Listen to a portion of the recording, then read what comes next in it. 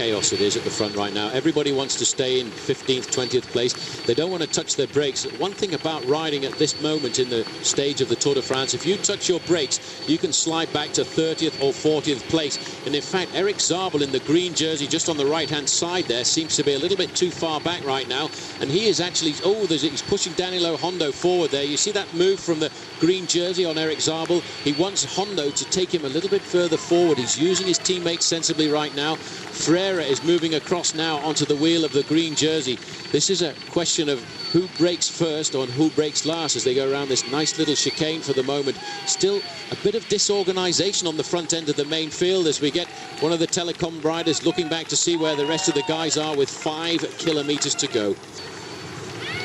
Well, I haven't noticed the capture of the leader, but I am going to presume now that he has been caught, as we're watching here under the 4-kilometer banner.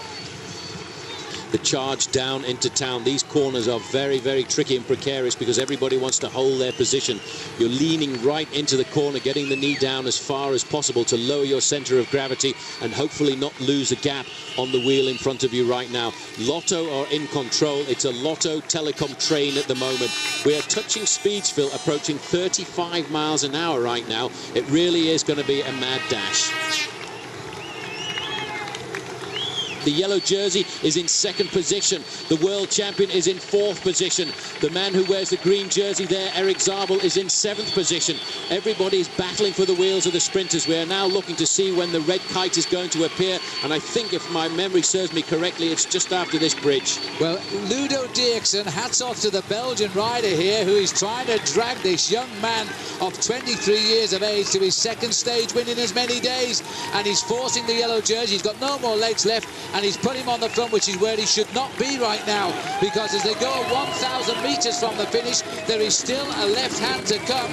Watch the whereabouts of the green jersey of Zabel. Is it a big moment for him now as he turns into the corner on the shoulder of Robbie McEwen, the champion of Australia? I thought there'd been a crash for a moment. They took it wide. There was a crash. Somebody's gone down there, but it's not the 2 men we expected, as lead out is still coming now. The yellow jersey washed away. Watch for the men to break from the center in green. Oscar Freire is there too as they try for this one. Freddie Rodriguez is about 7 men down now. Danilo Hondo is the lead out man. Then it'll be Gian Matteo Panini. Then it'll be Zabel with Hunter on his left, McEwen on his wheel, and Freire on his wheel. Now they move over. Now the green comes on the right. Zabel on the right. Freire on the left with McEwen. It's the 3 of them go for the line. And the world champion has taken it. Oscar Freire with Zabel and McEwen, the runners-up. So Oscar Freire adds a debut Tour de France stage win to his 2 World Championships, just in case anyone thought they were flukes, and afterwards he had his rainbow collar felt by Matt Rendell. Oscar tiene una colección formidable de mallas, ¿no? De jerseys, y ahora 11 segundos le separa de la maillot jaune. ¿Qué está pensando? ¿Con qué va a soñar por la noche? No, por la noche no sé con qué soñaré, pero no sé, yo creo que ahora mi objetivo era también conseguir una etapa y en ningún momento pienso en el maillot amarillo, pero lo que está claro es que si puedo conseguirlo no lo voy a desaprovechar. For the second day, and very much against the odds, Rubens Bertogliati stood on the podium in yellow. But having ridden intelligently at the front of the bunch all day, you have to say he deserved it. Well, it wasn't a stage for Lance today, but for the men who reckoned they could sprint themselves into the race lead on the way from Metz to Reims. 174.5 kilometres, with bonuses available at 3 sprints along the way, as well as the finish, of course. Now we're sweeping across this beautiful city of Reims. It'll shortly narrow down before we line up for the actual finish, just down the side of the main Metz to Paris motorway. Tell you what, Eric Zabel's a long way further back right now, and Robbie McEwen's up into 3rd place. Right on his wheel is Fabio Baldato. There is Michael Sandstad. He's looking over his shoulder to see just exactly what the position is of Laurent Jalabert. The Estonian national champion is in there, Jan Kirsipuu in the dark blue jersey there, but looks to me as if Eric Zabel is an awful long way down right now. This is going to be a real sprint for the line. Robbie Hunter's in there too. He's going to try and do it. This is a last-minute attack. That's probably going to be a man like Nico Martin from Cofidis. A good move by him, trying to surprise all of the sprinters coming off the front, hitting them just at the right time. It is Nico Martin, but he hasn't surprised anybody at all today. He's just going off the front of the main pack, but they're just reassembling behind him. That will cause a bit of consternation for Team Lotto. It's caused a bit of disorganisation. Squeezing through the gap there in the green jersey is Eric Zabel. They're all over the road right now trying to organise themselves. There are no teammates at all of Eric Zabel. He's having to count on the other sprinters right now. Hunter is there in 4th position. There is the world champion Oscar Freire. There's a big line on the right-hand side now. This is coming from Alessio. Well, Alessio have a great sprinter too, and it's Ivanov, and he's about 3 men back. And I must say that there's no team got control of this race today. They are all out of control because Telecom tried and couldn't. Lotto have got a little bit confused, but watch out for Robbie McEwen. He's got the 3rd place position there, and that is the best right now. Here comes the swing, and it's Hondo taking them through. Brake hard, and it's very narrow. They'll sight it now. They've made it safely because it was dry, and now they've got a chance to go for the gold. The big sprinters are there. Zabel will have to take on Oscar Freire. He'll have to take on the McEwen group again because they're all there now. And again, Robbie Hunter trying to lead out the world champion teammate, but he's got on the back wheel there instead. Fabio Baldato is there. Baden Cook is in the centre. The little squat rider in white. That's Credit Agricole trying to bring through Tor Hoshov here. This is going to be a most amazing finish because still the green jersey of Zabel is deep in the peloton. And in that peloton too is Baden Cook. Now Zabel making his move as Hoshov is trying to win. This is the man who finished last yesterday, finished 20 minutes behind. It's keeping the sprint going here for the line. And on his wheel is still Hunter, as I think Zabel is boxed in, but now McEwen comes. McEwen is going to lead out Eric Zabel for the line. Robbie McEwen, I don't think, is going to lose this one. He's moving off his line.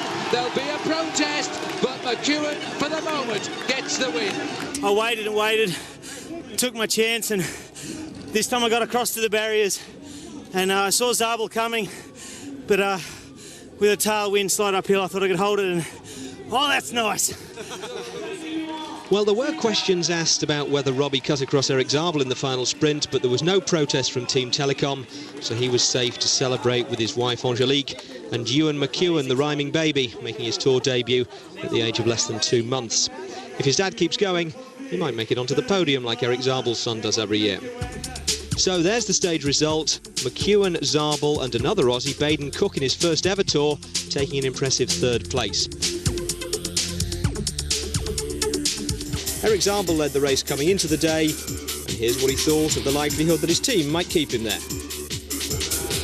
Not so high, because we see the circuit, we train on this road, and it's hard, and the wind stays like this.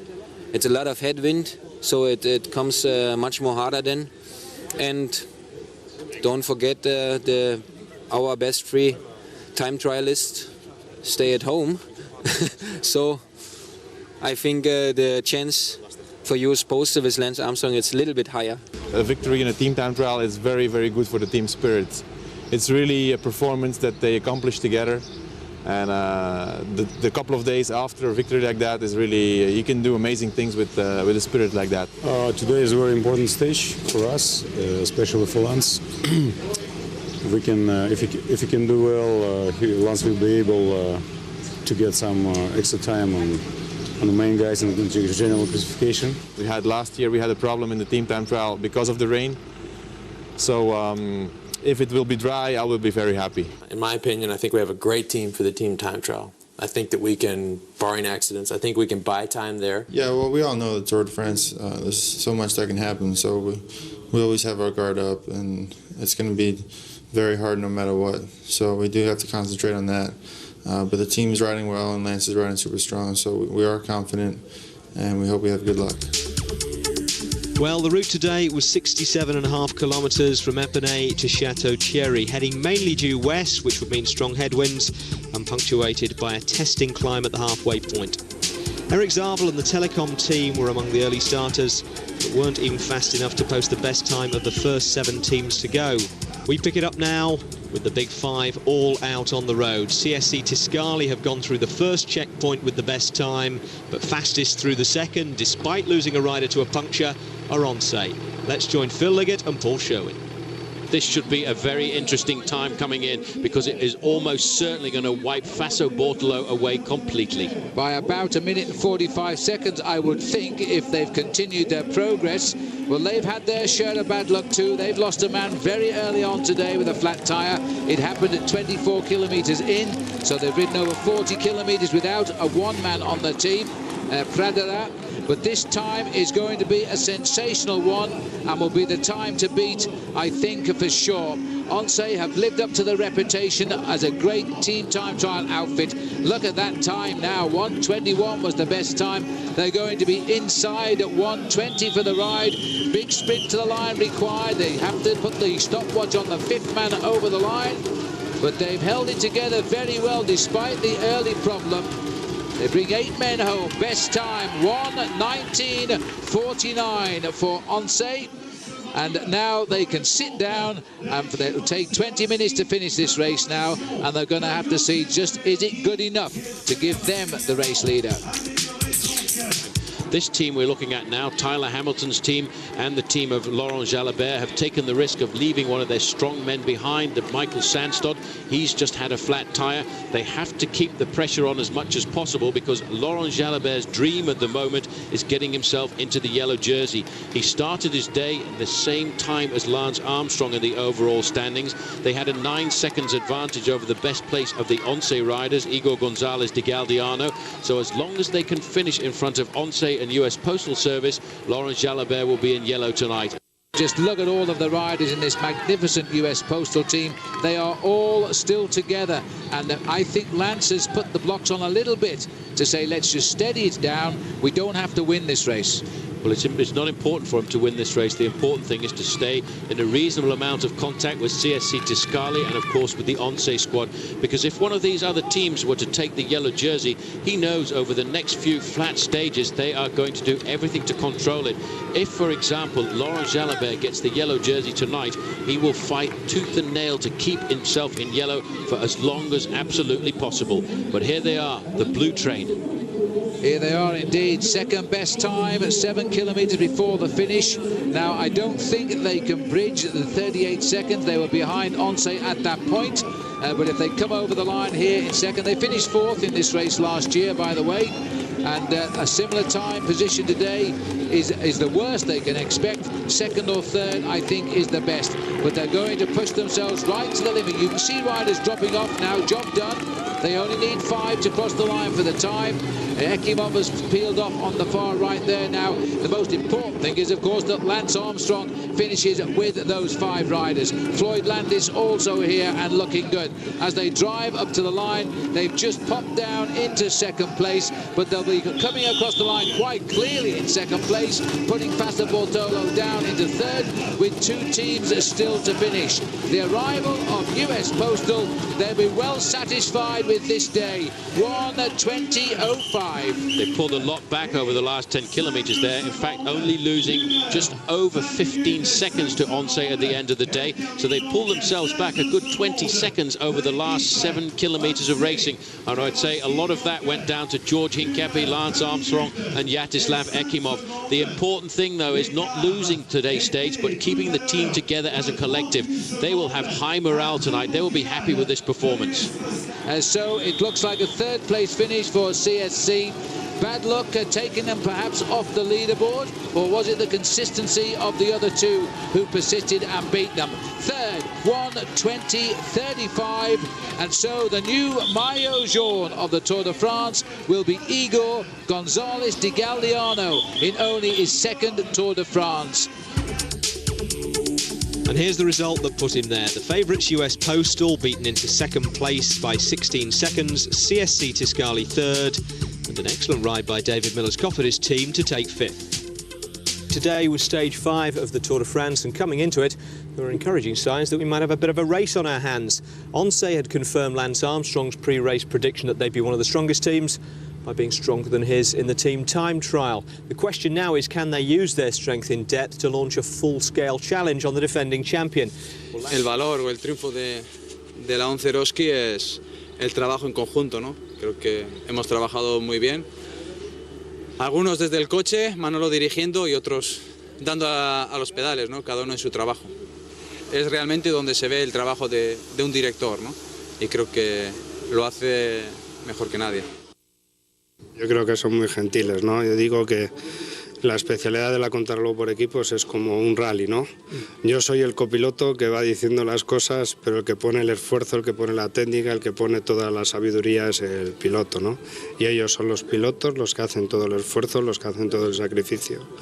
Y al término, pues cuando acaba la victoria es suya y la felicitación es para ellos, ¿no? Pues, pero ahora como director deportivo el trabajo duro comienza, ¿cierto? Sí, es un tour difícil, es un tour donde nosotros tenemos muchas ambiciones. Yo creo que hemos dado un paso importante, sobre todo mental, ¿no? Para la psicología un poco del equipo.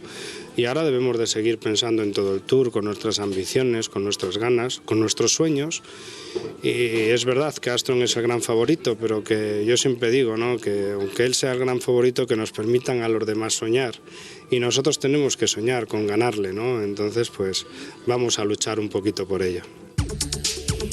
Well, today's route didn't look like much of a threat to Onse's plans. 195 flat kilometres from Soissons to Rouen. Perfect for the sprinters, or the kind of breakaway that often develops the day after a big stage like the team time trial, when everyone's tired. The unwelcome distinction of first rider to abandon the tour went to Tom Steels, the Mapei sprinter, who's perhaps still suffering the after-effects of glandular fever. And after an early crash, Richard Véron was in a bit of discomfort too, getting running repairs from the race doctor. After a couple of unsuccessful attempts, a five-man breakaway did form, and in it were Belgium's Ludo Dirksens and the Estonian sprinter Jan Kirsipuu. They were joined by Italy's Stefano Casagrande, Christophe Edelin of France, and Michael Sandstott, the Danish CSC rider, whose puncture cost them the team time trial.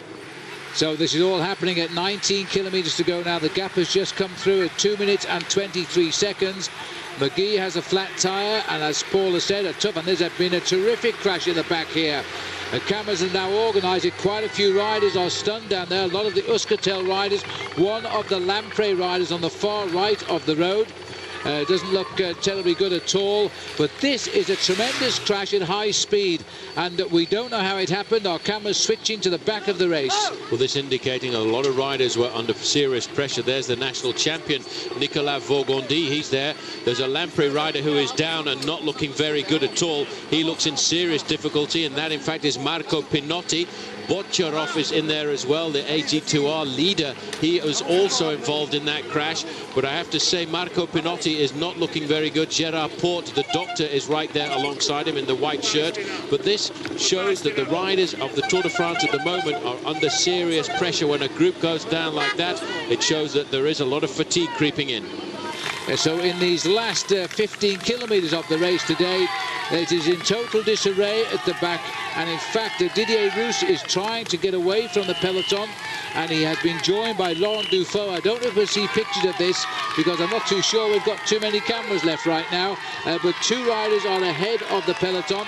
The crowd continues to cheer here at just under 15 kilometres to go to the finish, and we are in fact passing through here the town where the great Jacques Anquetil rests in Quincampoix, and there he is. This is in fact the gravestone of the great Jacques Anquetil, and that's his signature on the right. He died in 1987, and he wasn't that old really. The most brilliant rider in the Tour de France, 5 times a winner, 51 times he wore the leader's yellow jersey. Now this of course is not allowed, and if the referees see it, these riders will be penalised both in time and money, because rules are quite clear. You cannot take shelter for more than 50 metres behind your team vehicle. They are now under the 5 kilometres to go, so they too are beginning the descent into the city of Rouen. The gendarme working overtime to warn the riders about those nasty little bits of furniture in the centre of the road. But this, I think, can only be the saving grace of the breakaway. It's much easier to descend at speed in a small group than a big peloton. They're all working, and now the counter-attacking is going to come from the 5 in the front, and they're not going to work together now. It could be fatal to do that. They need to keep the rhythm on. If they start shadowboxing, they're finished for the day.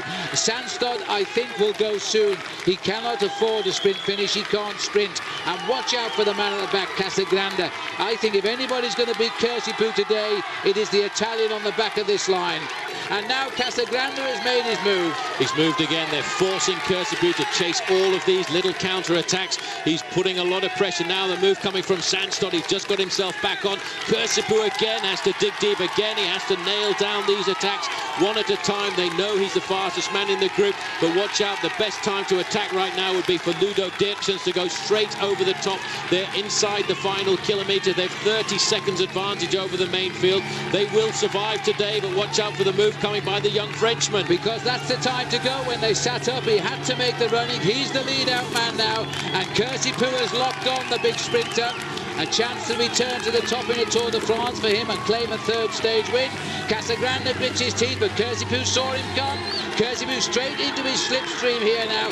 Dirksen has been dodging wheels and still holding on to third place. Now Casagrande's made the mistake. Cursipu won't come yet. He try and will wait until the last possible moment, but they've done a good one. They've got him back in the lead. Sorry about the tunnel, but we're back in view now. Casagrande on the middle of our picture, and now Sandstad grits his teeth again to try and make amends for yesterday. He goes for the line, but Cursipu is in the perfect position. Dirksen is going to take him on. Dirksen is going to go for young Cursipu. Now, there's not many of them will get over Cursipu. Cursipu is now clear and is going to get the win, but only just. He gets it on the line from Sandstad, Dirksen, Casagrande, Edelin. Well, it was close, but for the first time this tour, a breakaway stayed away, with Jan Cursipu winning a low-speed chase at the line from his fellow escapees. From the look on your face as you came across the line, you had given that everything. Yeah, I had everything and even a little bit more. I had nothing left. When did you realise that it was just going to be between you 5? Well, I started to thought that we were since 25 kilometers to go. Then I saw that we're going to make it. And this is what Cursipu's win does to the overall standings. Absolutely nothing. Igor Gonzalez de Galdiano leads 4 seconds ahead of his teammate Josipa Belocchi, with Lance Armstrong another 3 seconds back.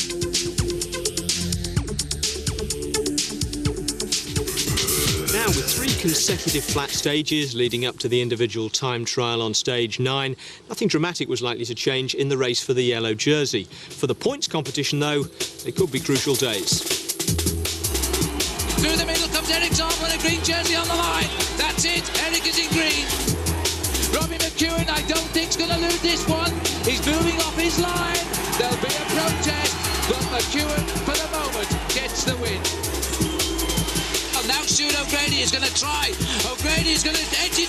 Oh, and it was so close on the line, but he thinks he got it. Now the green comes on the right. Zabel on the right. Freire on the left with McEwen. It's the 3 of them go for the line, and the world champion has taken it. Oscar Freire with Zabel and McEwen, the runners-up. The green jersey is the competition for the Tour's hourly paid workers, not just sprinters, but hard men who come out every day to earn their points. And there are 2 ways to get them. At the finish, points are awarded on a sliding scale to the first 25 riders across the line. That's why we saw Eric Zabel and Robbie McEwen fighting for 6th place yesterday. It was worth 20 points.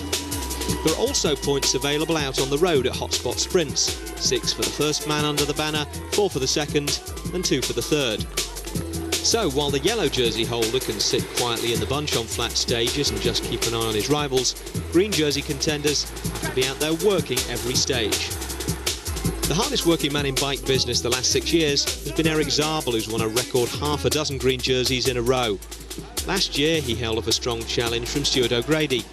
This year, Robbie McEwen is trying to bring the run to an end, and he's out-sprinted Zabel at the finish on the last 3 stages. It's very close between Robbie and me, and also the other Australian riders like Cook and O'Grady are still in shape, and we see what's happened the next days. So currently the points competition looks like this. Zabel's lead is down to just 2 points after Robbie McEwen out-sprinted him yesterday. The impressive Baden Cook in his first tour is lying third. And yesterday's stage win has Jan Kursipuu ahead of Stuart O'Grady for the moment. And the reason the next 3 days are so important is because after the time trial on stage 9, the Tour heads south to the mountains. And there, the sprinters won't be earning any points. They'll be hanging on at the back. Now, one final thing about the green jersey competition, and it's this thing. Now, it doesn't look very dangerous. I mean, you'd struggle to hijack a plane with it, but according to the Tour organisation, this is an offensive weapon. The problem is that PMU, who sponsor the green jersey, distribute hundreds of these things every day, presumably so that fans can give the riders a big hand at the finish. Cue laughter from the studio audience. However, Robbie McEwen wasn't laughing the other day as the fans hung over the barrier and ran, waving these things in his path during the final sprint. I got hit with a couple of those on the arm, got hit in the head by one, got a bit of skin off my arm, but yeah, well, scars, I mean, it's not too bad. I feel like a little school kid going, look, Mum, I hurt myself. But I'm impressed. But, you know, it's like, I'm going 60-something k an hour and people are heading, I got another one on my shoulder, and lucky I had a helmet on, otherwise I could have a big one across my head. But, you know, I had to get away from the barriers then because I was scared that someone was going to hit me in the face with a hand and I'd lose it that way rather than someone riding past me, you know, on pure speed. Well, there's the stage 6 route, just on 200 kilometres to Alençon, and there were a possible 53 green jersey points available, 6 apiece for winning the 3 hotspot sprints and 35 for winning the stage. Well, Robbie McEwen took the first 6, out-sprinting Zabel, who only picked up 2 points for third behind Jans Verrada, and that 4-point swing meant McEwen was now the leader on the road in the green jersey competition by 2 points. A little before the first sprint had been the first crash of the day. David Miller was caught up in it and suffered cuts to his arms and legs, but he got back on and rejoined the main bunch. Well, Eric is a brilliant competitor. He will not take defeat lightly. There's McEwen, though. He's just passed out of view, but he's over to the left of our picture, about 4 men down. I've noticed Frere is there as well, and also Baden Cook is right tucked in too, very close to Eric Zabel. The 3 Aussies are ganging up on him again. What a superb approach to line this is by the stars of the Tour. Here comes Ludo Dierksens now. McEwen checks himself in the centre screen there. Baden Cook is also off to the left of our picture, to the right of McEwen. The peloton are out of it now, and glad to be, I think. This is a vicious finish today. Dierksens has got the front. Danilo Honda looks over his shoulder. He's looking for the whereabouts of Zabel as the sprint now starts, and this is going to be a very, very difficult sprint. It's Fabio Baldato trying for the run here now. He hasn't got the legs. Very, very sharp right-hander. Honda round in second place. Zabel not quite there on the train just yet as our camera tries to catch up now. Baldato in trouble, I think. This is going to be the final run for the line now. It's the champion of Germany leading out here. Then it'll be Gian Matteo Fognini. Zabel is there in 4th place. The left of the picture, Credit Agricole is trying. Now, Robbie McEwen has got the wheel, but watch out for Frere. Frere is on the wheel of Zabel. Zabel is leading out the world champion. McEwen is trying on the left. McEwen and Zabel. And this is going to be McEwen again. Right on the line. Zabel has got him. Zabel has taken him on the line, and that is how you say, I'm still in this bike race. So Eric Zabel, who started the day in green by just 2 points, finished in green by 7 after a short detour into second place out on the road. I must say I'm very happy now to win a stage on this way. But I think you were right. Robbie McEwen is from the wheel. Mostly from my wheel, one of the fastest guys. This year it's very hard for me to win when I start in front. As we indicated at the top of the show, all that excitement left the race for the yellow jersey completely untouched. Well, there's today's obstacle course, 176 kilometres from Bagnoles de l'Orne to Avranches. A couple of 4th category climbs along the way, and another 53 possible points on offer for the sprinters in the green jersey competition. In yellow for the 3rd day, Igor Gonzalez de Galdiano, of course, would have a full complement of ONCE bodyguards, including the man in 2nd place behind him, Joseba Belocchi. Well, today's escape committee was 3 strong. Anthony Morin of Credit Agricole, Domo's Léon Van Bon, and Frank Renier of the Bonjour team. Between them, they built up a lead of more than 5 minutes, and in the process mopped up all the intermediate sprints, so no change in the green jersey competition out on the road. No competition at all for the strangest shot of the day, David Echevarria working on his aerodynamics in advance of the time trial. And it might have had something to do with the second strangest shot, because it came just after Echevarria got a 25-mile-an-hour peck on the cheek from Roberto Laiseca. The first crash of the day wasn't a serious one, but it left Jonathan Vaughters seriously adrift of the bunch, because his bike was more seriously damaged than he was. Alessio driving the race on here now. Telecom willing to work, hoping that Zabel can have those aging legs of his and the more stamina than the lesser aging legs of Oscar Freire and Robbie McEwen in the sprint. There's a crash. There's a crash. And this again is a situation.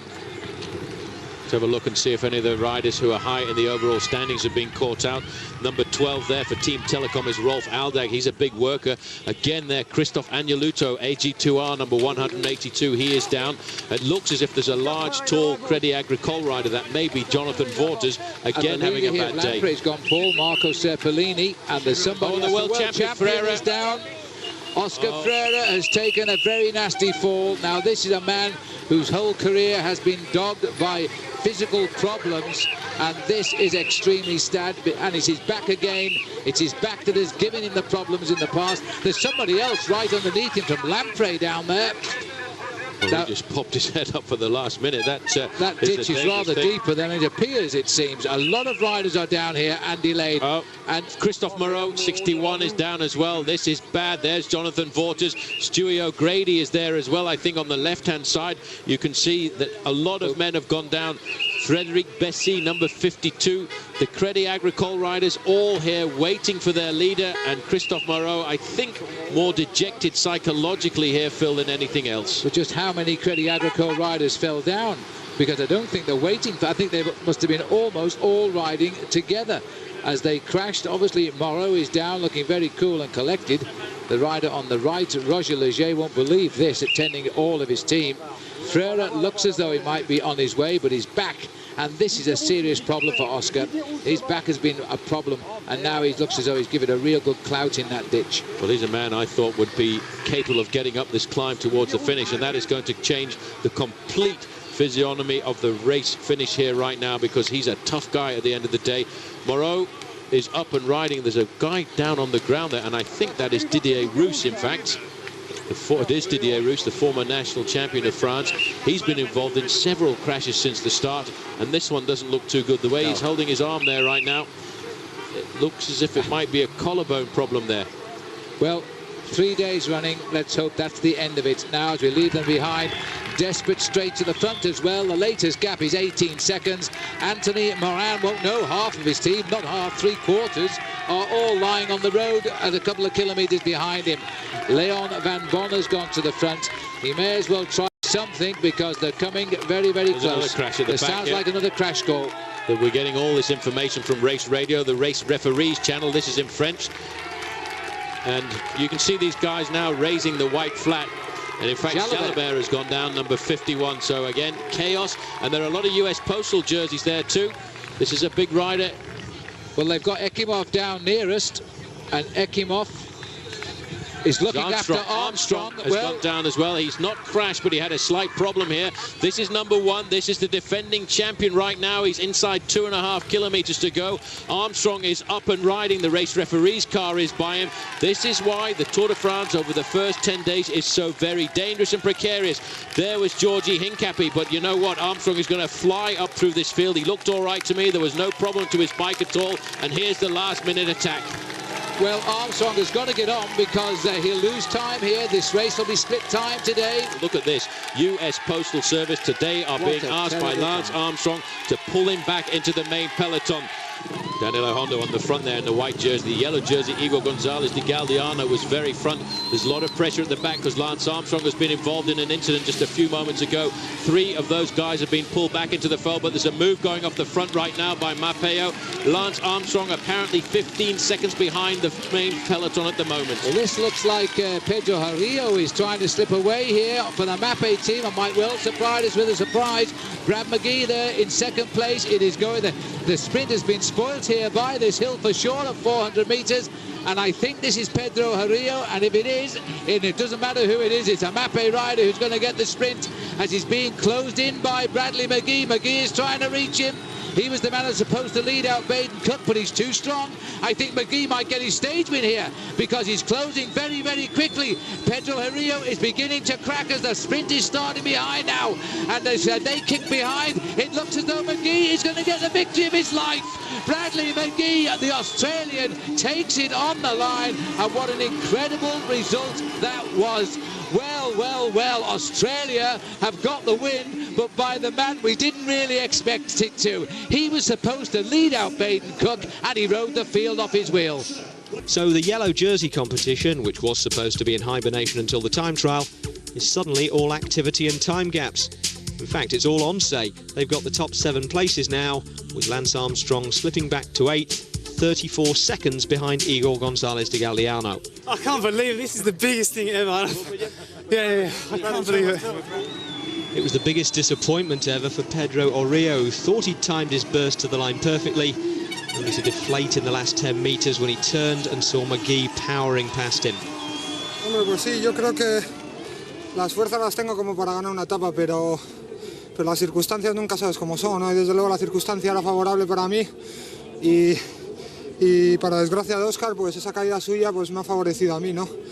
Y he tratado de intentarlo y la verdad es que tengo una desilusión tremenda ahora mismo porque lo he visto tan cerca que es mejor no verlo tan cerca para no llevarte esa desilusión. The word on Armstrong, by the way, is that he didn't actually come off in the crash, just got blocked by a teammate who did.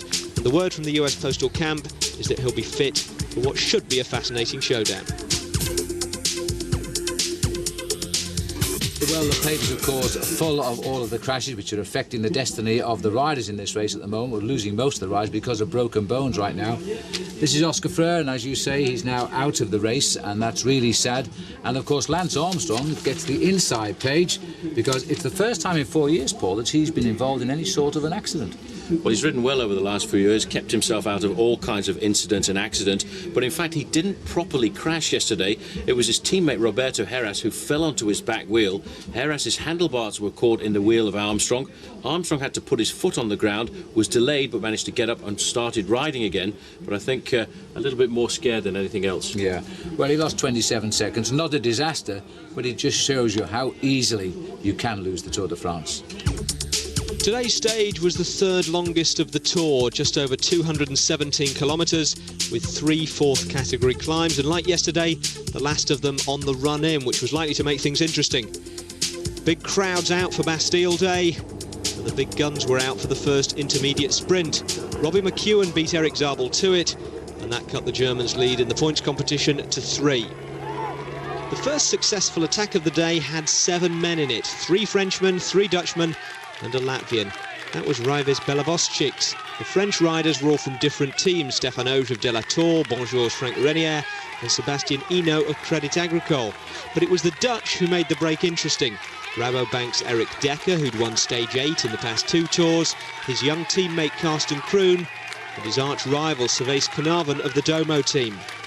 As we join it, they're simultaneously trying to psych each other out and stay away from the chasing pack. Another attack, it looks like it's gone again. It could well be Knaven who's gone.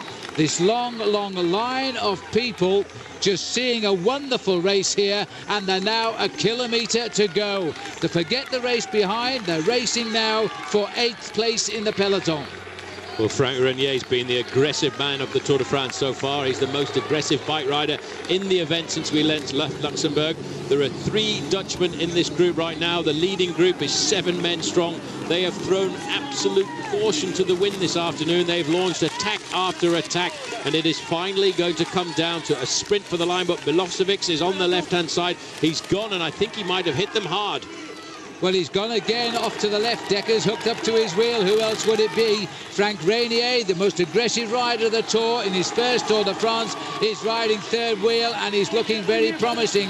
They call him the Spider-Man. Well, he's got everybody in his web. Can he get them out of it? Because leading up to the line now is Velocity. Now comes Decker. On the left of the picture is Eno now. And Eno and Decker, where is he finding the strength from? As this is going to be a tight sprint. Is it a successful David Decker? My goodness me, no. It is Carsten Kroon, his teammate. That is an immense result. So González de Galdeano will take a lead of 34 seconds over Armstrong into tomorrow's individual time trial, probably the most important day of his career.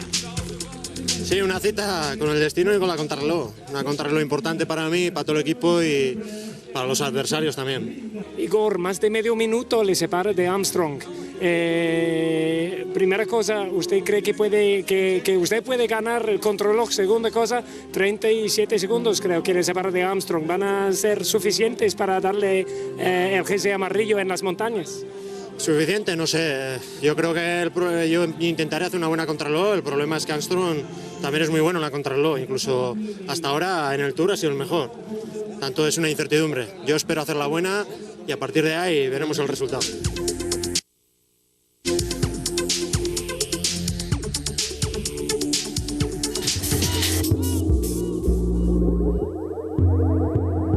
No hiding in the bunch today. In fact, no hiding at all. It's the individual time trial.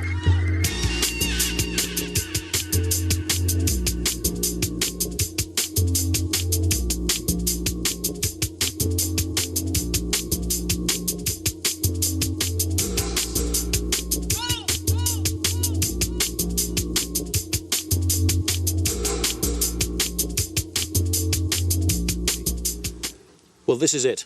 This is the bike that Lance Armstrong will use in the individual time trial, and strangely enough, it weighs in quite heavy at 9 kilos. But for Armstrong, the most important thing is not weight. It's aerodynamics and rigidity. Like most of these bikes, it's made nearly all of carbon fibre, the tubes thick and flat to cut into the wind.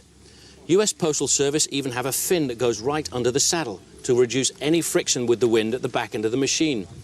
Armstrong has opted for a full disc wheel. That way the turbulence at the back end is reduced to a minimum. The gears he's going to use are immense, 56 or a 55 tooth chainring at the front and an 11 tooth sprocket at the back. Also at the front he's going to have a carbon fibre wheel, but this will have very thick rims and 3 spokes. They've tried to make this machine as aerodynamic as possible, and even the cables here for the brakes and the gears go right inside the tubes and come out wherever necessary. But it's the front end of the bike where the rider becomes more aerodynamic. He gets down onto these bars. Although these brakes don't look very good, they'll work very nicely going around the corners. But this is where aerodynamics comes to perfection, right down here in the middle. And I spoke to Chris Carmichael, Lance's coach. He told me Armstrong had been working very hard on the abs and the back to keep him in that aerodynamic position for longer. Hopefully on the long drags uphill, he will gain time over all of his rivals. Well, perhaps more decisive than the inclines on this time trial route would be the home stretch, 17 or so kilometres along the Brittany coast with the wind whipping in off the sea. The best early time of 1 hour, 2 minutes and 43 seconds was set by Hungary's Laszlo Bedrogi. When Raimundas Rumsas came up the line within metres of catching 2 earlier starters, it looked as though he might have beaten it. But as it turned out, he slipped into second by tenths of a second. As we join it though, Santiago Botero of Calme and Colombia is setting all the best split times. This is really beginning to warm up as the top riders come out firing on all cylinders. Huge crowd shouting them along here now as Botero is heading up now for the other check here. He should be just outside 1-2, 1-2-10 or something like that as he comes up to the line. If he's held on to all of his gains out on the course and added a couple of seconds more. He still looks very, very good here. And this is a man, king of the mountains of the Tour de France, who is now looking for the high finish in Paris as well. It is looking very good. 1:2:43 to beat, and he surely has done that, but he's not thinking of what Bedrogi has done or Rumsas. He's just afraid of what Armstrong will do behind him. So he needs the best time possible here as he races up to the line. Well, the time I thought has just gone by. He too has found this last 6 kilometres a bit of a problem, but it's still best time. 1:2:18 for Santiago Botero. Well, this is the man who everyone wants to see what kind of performance he's going to put in this afternoon. Over the last 9 time trials that have been at the Tour de France, Lance Armstrong has won 7 of them. He's aiming for his 13th stage win in a Tour de France. If he gets it today, it certainly will be lucky for him, because no cyclist currently racing has won more stages in a Tour de France. There are 3 riders, Cipollini, Zabel and Armstrong, all on 12 wins. Now, here's the big news. Sergei Honchar heading up towards the finish now. He was 8 seconds behind Santiago Botero with 6 kilometers to go. Has he kept those legs punching out this enormous pedaling gear? He certainly looks as though he's moving with some speed now. He's looking to do a time of 1:2:18 if he's going to get it, but I don't think he is, Paul. That time, I think, has slipped away. Yes, it has. It has. So Honchar coming in at the moment. He should hang on to second best time.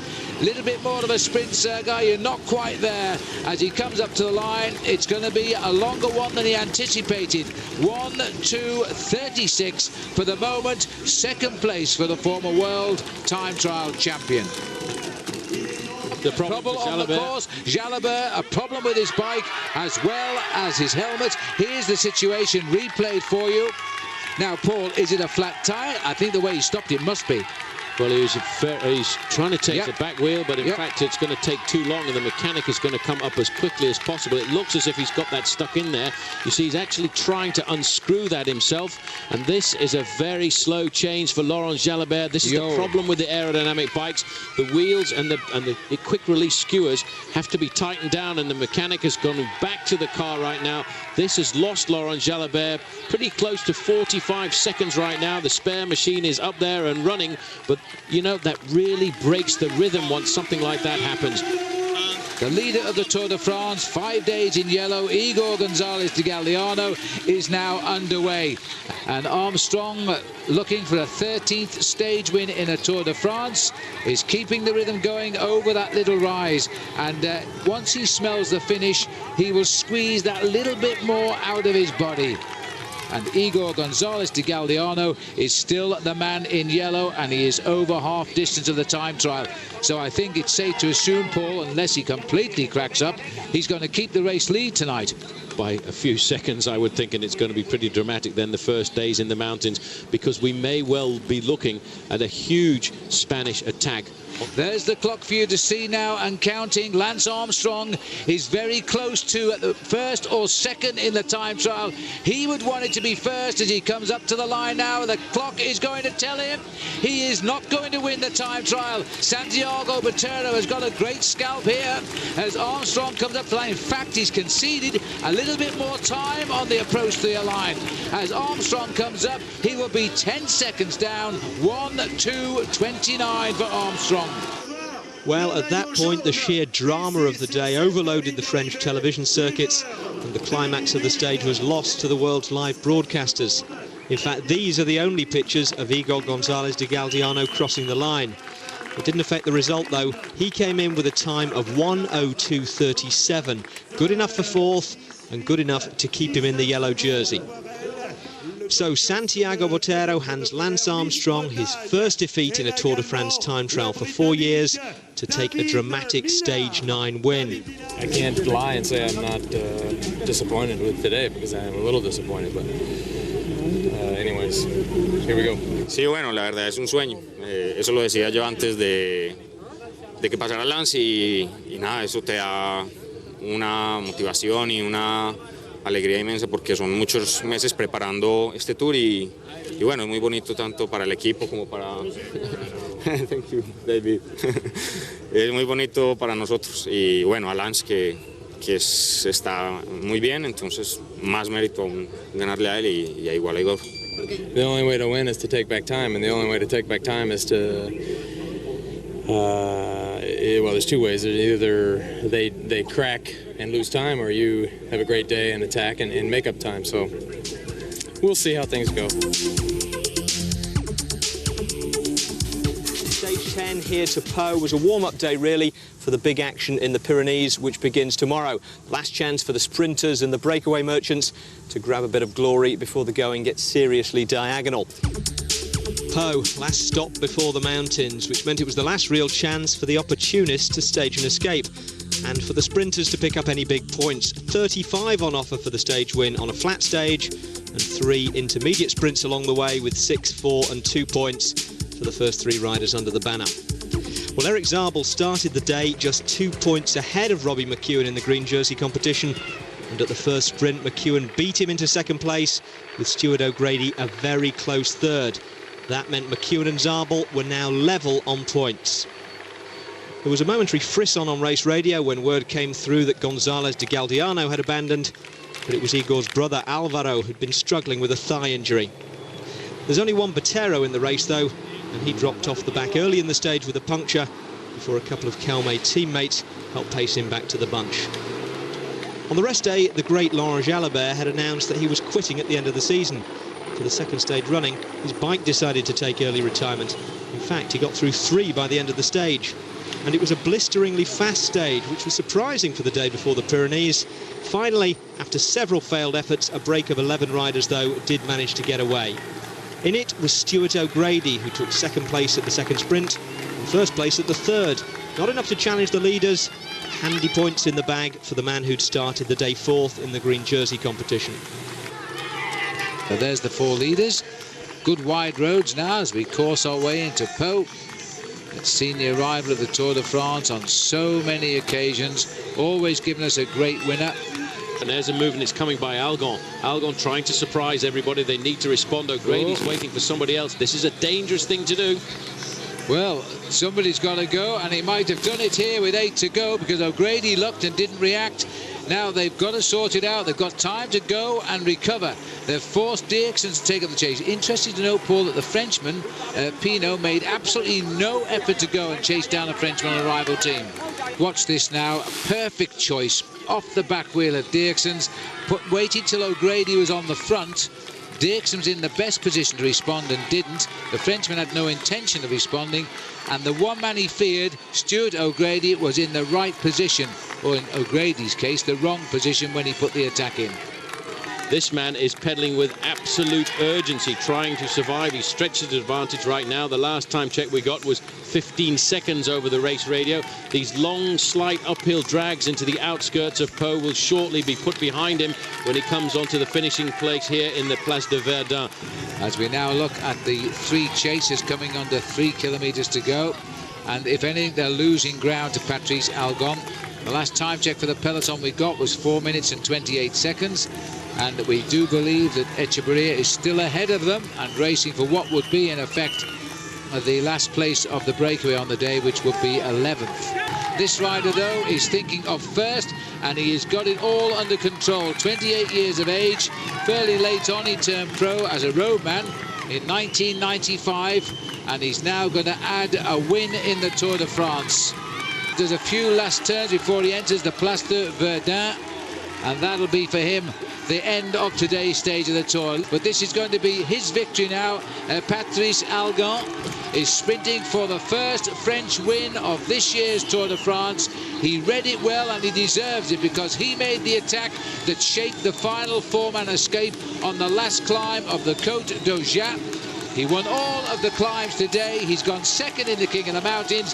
He doesn't matter about that. He is the winner of the stage in Po and the first Frenchman to do it. Now O'Grady could do his second place, but they're letting the youngest Frenchman get the lead here.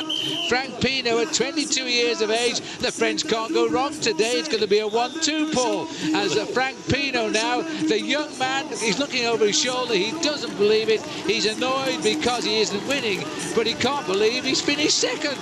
And if you're wondering why Stuart O'Grady didn't respond to Algon's attack, well, here's his answer. You ever ridden a road race? Legs are burning, everyone's the same, you know. The first one to attack is always going to take the edge off the other ones, and straight away, you know, you go into negative thinking, and I was trying to get the guys to really pull along, and that's racing, you know. This is going to be a very, very tight sprint indeed. Men are moving all over the road here. On the left of our picture now, Brad McGee has swung off as Baden Cook starts to go for the line now. Zabel is coming too. Robbie McEwen is onto Zabel's wheel. This is going to be touch and go here, but I think Baden Cook, no. McEwen on the line, very, very close. He might well have got 2 places over Zabel, Paul, but there's no doubt about one thing. The Australian McEwen, for the first time, has got the green jersey for himself today. It was a good day for O'Grady, up into 3rd in the points competition too. But a better one for his Aussie rival Robbie McEwen, who now leads the green jersey race by a single point from Eric Zabel. This is what I've been working for the last few days, and you know, a few days ago, about 4 days ago, I was virtual green on the road, and then at the finish I lost a few points through finishing 3rd when Eric won, and it took me another 4 days after that to get back on level terms. Now I knew I had to beat him here at the finish, and I was able to do that and take a 1-point lead, so it's an honour to be able to wear the green jersey in the Tour, and now we hit the mountains and the fun starts. Today marked the start of the Tour Mark II as the race hit the Pyrenees in the certain knowledge that the Pyrenees would retaliate. Stage 11 would be the first big test for the men chasing Lance Armstrong's title, and of course for Armstrong himself.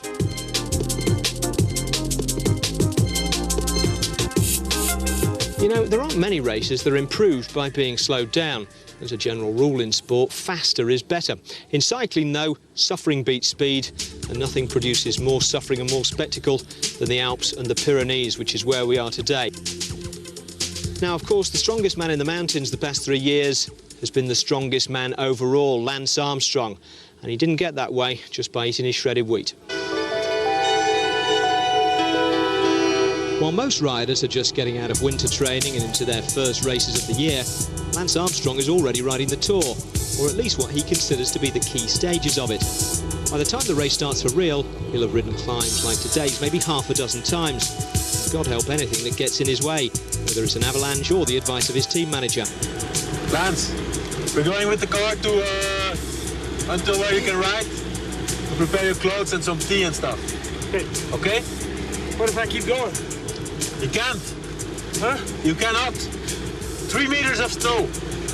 The guy says you can. There's no way you can ride. There's no way. Who says that?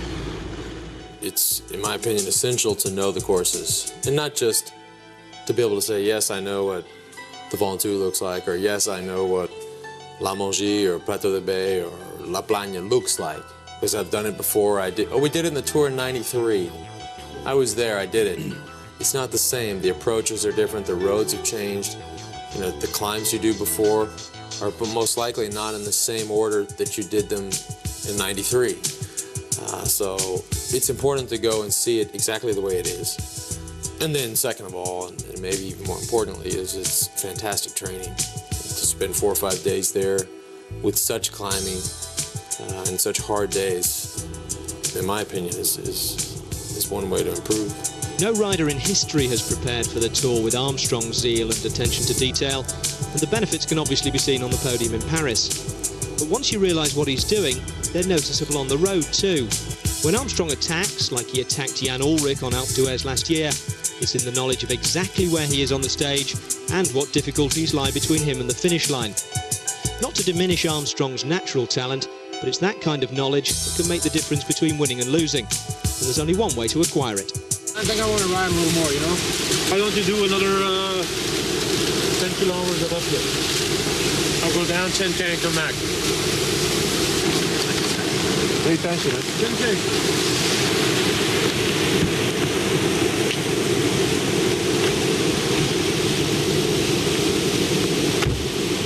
What it takes to win the Tour. What? Training in this weather. Nobody sees that. We were about to see the results of it though, on a route that took the riders over the second most climbed mountain in Tour history, the Col d'Aubisque, and finished partway up the most climbed of the lot, the Tourmalet. Along the way, just 2 green jersey sprints for any sprinters who still had the legs to take them on. The first attack came early, 13 kilometres, and in the break was Laurent Jalabert, who quickly left the others behind to ride over the Col d'Aubisque on his own. It looked very reminiscent of a stage in the Pyrenees last year when Jalabert made an heroic break, only to be overhauled by Lance Armstrong on the way to Pla d'Adet. Of course, Lance is too businesslike to believe in omens, but nonetheless, it was Postal doing all the work at the front of a medium-sized chasing group that also contained the yellow jersey and his other big rivals. Telecom were doing some chasing too, with Robbie McEwen struggling at the back. They were hoping to keep their man Eric Zabel at the front for just long enough to get some points at the second sprint of the day. Having gone up the Col d'Aubisque and the Col de Soulor, a couple of riders came down heavily. Jens Voigt of Credit Agricole and the winner of stage 7, Bradley McGee, who'd left a couple of sponsors' logos on the tarmac in exchange for some nasty-looking road burn. As we join the action, Jalabert is still out front and hoping to avoid a rerun of last year's Pyrenean adventure. Well, Jalabert riding hopefully to a stage win, if not the race lead, because that's gone, I think, for him. That wasn't his main intention of the day. It was, of course, to get a stage win, and also by virtue of the fact he's ahead and gets maximum points at the finish, he would also be pulling on the jersey as leader of the King of the Mountains. A beautiful sunny day, a lone leader in the Tour de France. The latest gap is 3 minutes and 19 seconds for the rider out front. Laurent Jalabert has held them without gaining or losing a second for so many kilometers now, and he still looks as though he's struggling, but let's hope that he will make it up that valley there to at least the finishing line, which today, thankfully, I would suggest now for Laurent Jalabert, is only 2/3 of the way up the Col de Tourmalet. I'll tell you what, that is a beautiful backdrop, Phil, and one that I used to get very scared of when I was a bike rider, because when you saw the mountains starting to close around you, you knew there was only one way out, and that was up. And that's what all of these bike riders are thinking about right now. For Lance Armstrong, after the individual time trial a couple of days ago, this is his first real rendezvous at the Tour de France. He's laid his foundations for victory over the last 3 years in the mountains more than anywhere else, and it's nearly always been on the first day in the mountains. I think that tactic may change today, because I have a feeling Armstrong will wait for tomorrow's stage, which is a lot longer, with a lot more repetition of climbing to do. But the one man who wants to stay as close to possible to him is there in the yellow jersey is Igor Gonzalez de Galdeano. At the start of the day, they were separated by 26 seconds. Well, we're looking at Laurent Jalabert, this wonderful cyclist from France who's ridden so well today. He's such a brilliant, aggressive bike rider. I'm not sure he can hang on to the finishing line. We all hope he can. Looking now, he's at 3 minutes 11 seconds. He is 20 kilometers or 12 miles from the finishing line. So close, and it's a desperate moment. 3 minutes 15 seconds for Laurent Jalabert. Looking better, I think, now than he was about 15 miles ago. Well, this is the valley of Campon, and the beautiful little town of Santa Marie de Campon has its place in the annals of the Tour de France. It was here in 1913 when Eugene Christophe came off the mountain ready to climb up the next one, had broken his forks, and in the local forge he asked somebody to work the bellows while he repaired his own bicycle forks, and to get any assistance in those days was not allowed. He was disqualified from the Tour when he was the leader. And in fact, the forge is now part of a museum in that town. That's an incredible story, but this is the area where the history and the legends of the Tour de France have always been made. The mountains are so dramatic. They're dramatic as a backdrop, and they're also dramatic as a racing terrain, as Laurent Jalabert knows so well. He's raced well in the Pyrenees in the past, and last year did a similar escapade to this through the Pyrenees and tried to get himself the win at the top of the summit of the Pla d'Ardèche. But unfortunately, he wasn't able to do anything against the return to the top of Lance Armstrong on that day. And 20 kilometers to go for the US Postal-led peloton containing the Maillot Jaune, and the stars of Kelme are here too, by the way, Botero and Sevilla. There's little Sevilla, babyface himself, Christophe Moreau nearest camera in the green. Behind him is Bobby Julich, who's looking good today. Bobby. The sun is now coming off the right shoulder of this great French rider, Laurent Jalabert. The gap, 3 minutes 25 seconds. He's pushing it out again. This man never knows the words give up. He will fight to the end. Well, he's around about 4 kilometres now from the real start of the final climb of the day. The final climb of the day is 12.8 kilometres. The average gradient only works out at 7%. But I think as we get closer to the summit is where it is its steepest part, and there the average gradient is 10%, and that's where it will really start to kick in, and the pain will start to appear in the riders' minds. This is the lovely town now of Santa Maria de Campon, where Eugene Christophe once snapped his forks and was then disqualified because he got somebody to work the bellows while he forged a new pair. That's not justice, but that was in 1913. The rules were different then. Well, the rules were different then. These men have cars that follow behind to change their machines, and it's a much slicker organisation that the teams have than the early teams when riders used to sleep at the side of the road.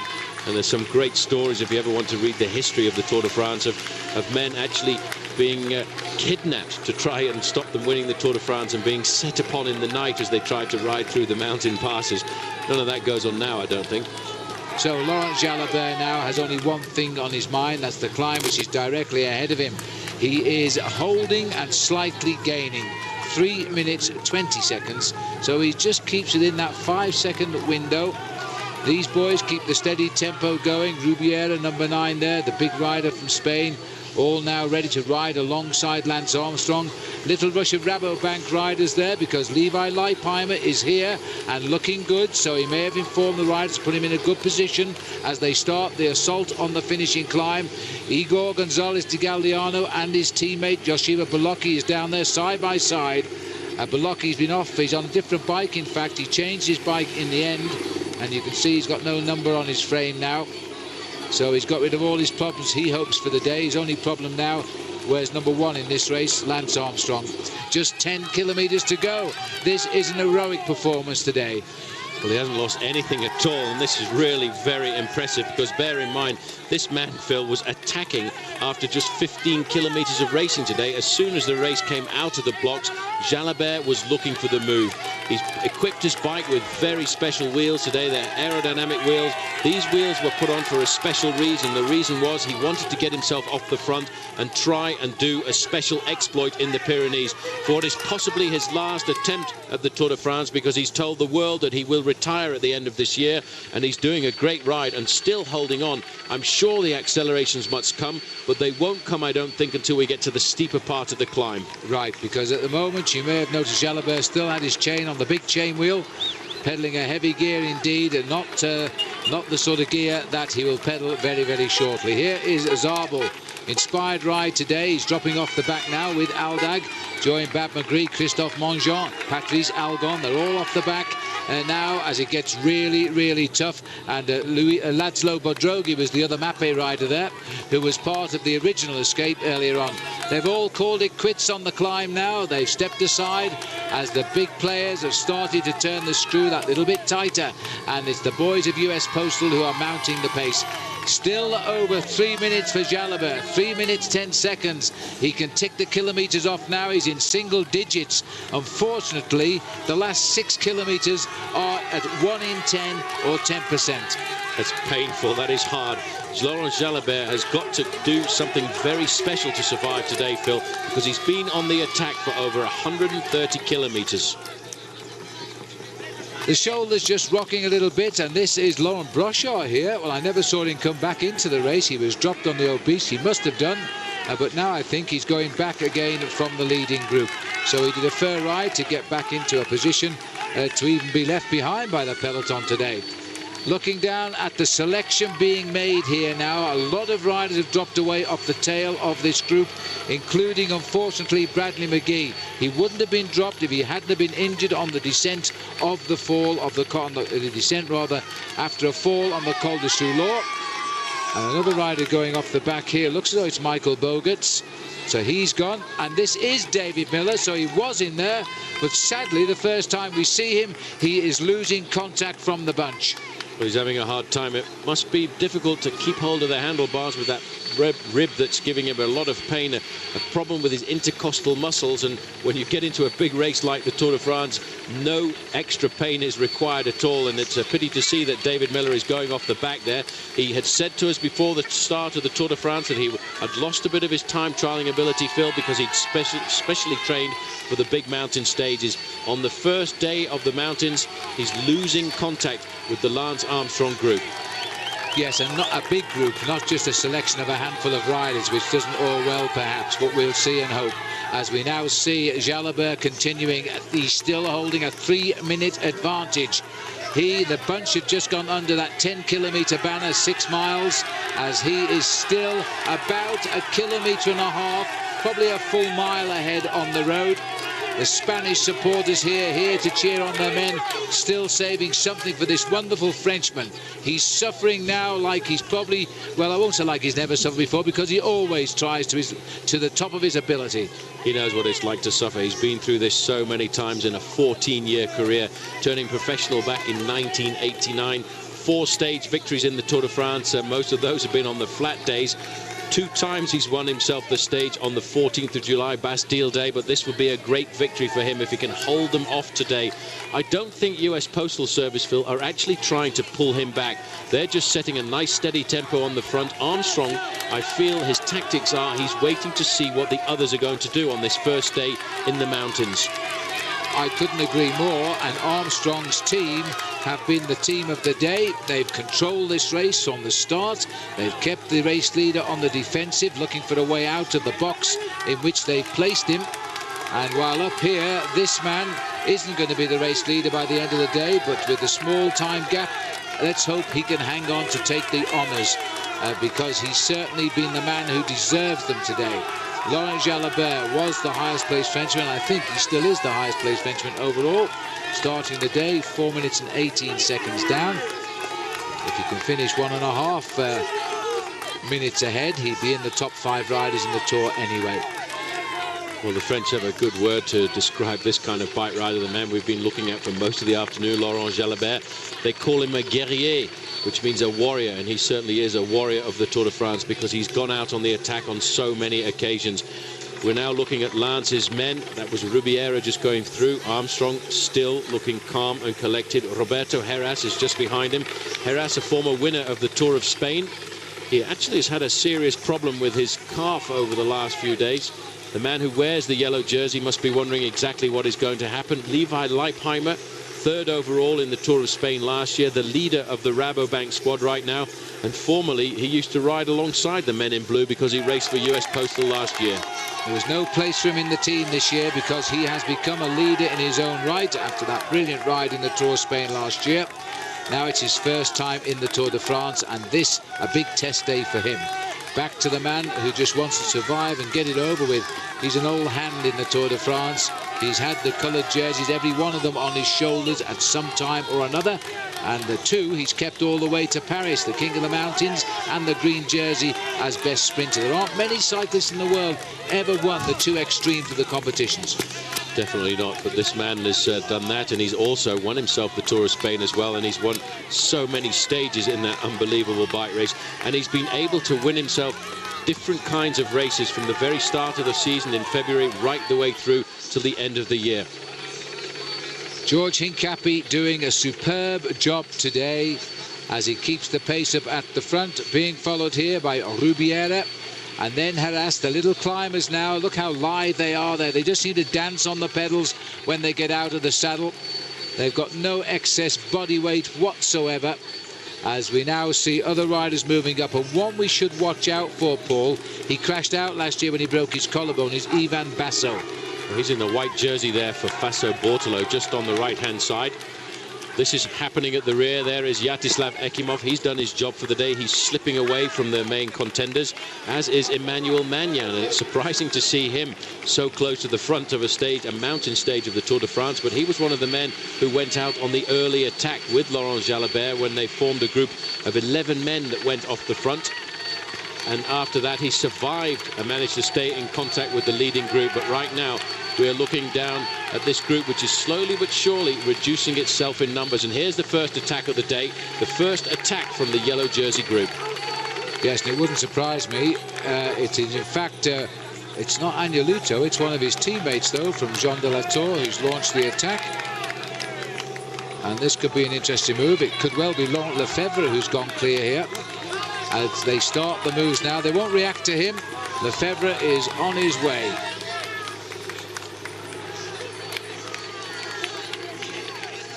You can see how US Postal have certainly not responded at all to that attack coming out of the front. They're not worried about these lesser riders moving off the front. They're waiting to see if the attacks will come from Santiago Botero or Oscar Sevilla or even Roberto Laiseca. I don't think, in fact, Armstrong wants to set a hard tempo to, in fact, pull back the Frenchman Laurent Jalabert. He will be looking at the men who stand a serious chance of beating him in the overall classification. Laurent Lefebvre off the front there for Jean de la Tour. But you can see there's no panic at all in the main group. They're not worried, and Georgie Hincapie swings off there. The job's being done. It's a question now of just trying to get his huge carcass up to the summit. Well, he'll hang on well. David Etcheberry has just been dropped from the peloton after his attacks earlier on today. He was second over the Col d'Aubisque. Laurent Lefebvre will keep the job in hand, try and get away from them. They won't directly chase him down. He's not a future winner of the Tour de France this year. But Armstrong sent up Rubiera now to lift the pace. And there he is down there. It's beginning to get a little select group at the head of the bunch. Also down there too is Andrei Kivilev as Rubiera is setting the pace. This is back to the front now as we see Laurent Jalabert look over his shoulder, trying to stay away, still looking very good. That face doesn't often give the game away. I thought he was telling us earlier he was finished, but now he's okay. This is David Etcheberry. He's been dropped and is trying to pick his way through groups. And George Hincapie going off on the right. I think caught a glimpse there too, sadly. Bobby Julich going off the back. There he is, Julich just in front. Well, Julich was hoping to ride well in this year's Tour de France, and once again in the mountains having a hard time following the tempo set on the front by his former teammates. Michael Bogart going out of the back for the second time and probably the last time. Dario Frigo as well going off the back right now. Ouch. This is when it's really starting to get grippy. You see here one or two Once riders coming off the back as well. Jörg Jaks, he's done a lot of work for the team earlier on. He's been off the back looking after his teammate Yoshiba Belocchi. Now this is a bit of a surprise. This is Menchoff, the leader of iBernesto.com. He's also cracked as we speak now. Andrei Kivilev, fourth last year, is still in this. I see Laurent Lefebvre has been picked up. He's on the right of our picture. This, what have we got? Maybe 15, 20 very select riders now. And Levi Leipheimer is still there on the left of our picture with the balding pate. 2:25 is the gap now to Laurent Jalabert. I feel inclined to cheer for Jalabert right now because we'd love him to win. He deserves to win after attacking from the very start. In fact, he's only 5.9 kilometers from the finish. The tempo on the front there is being done by Lance Armstrong's faithful lieutenant there, Chechu Rubiera.